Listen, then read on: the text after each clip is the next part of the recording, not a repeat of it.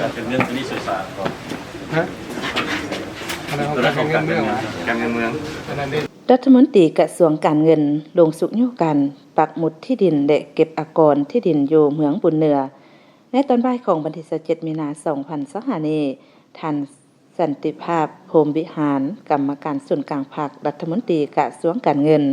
พร้อมด้วยท่านปริญญาเอกวรรณไสสุขสันต์กรรมการภาคแขวงหัวหน้าแผนกการเงินแขวงพงศรีมีคณะกลุ่มจากกระทรวงและแขนงการเกี่ยวข้องแผนกการเงินแขวงพงศรีได้ลงเคลื่อนไหวสุกยุการจัดตั้งปฏิบัติเบียกงานปักหมุดที่ดินและเก็บอากรที่ดินอยู่เมืองบุญเหนือแขวงพงศรีโอกาสนี้ท่านไสยะพงษ์ไสยะเสียนสุขหัวหน้าเสือสหกรณ์ประจำแขวงพงศรีแผนกการเงินแขวง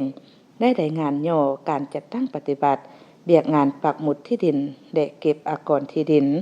ซึ่งการเก็บอากรที่ดินอยู่แขวงพงศรีปี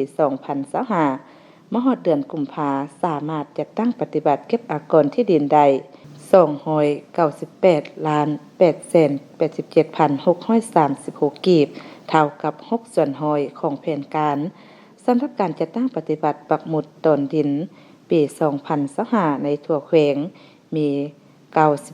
97,045 ตนมีใบตาดินถาวรแล้ว 3,094 ตน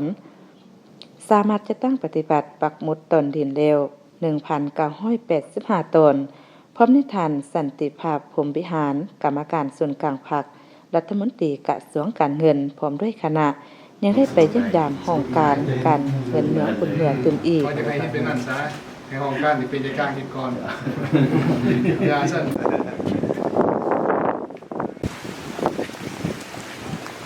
คือบอลไอเคนไกลศกอีกเนาะมันจะมีสิ่งอำนวยความสะดวกหมดเลยครับมีเทียบแต่ว่าเขาจะทอดเป็น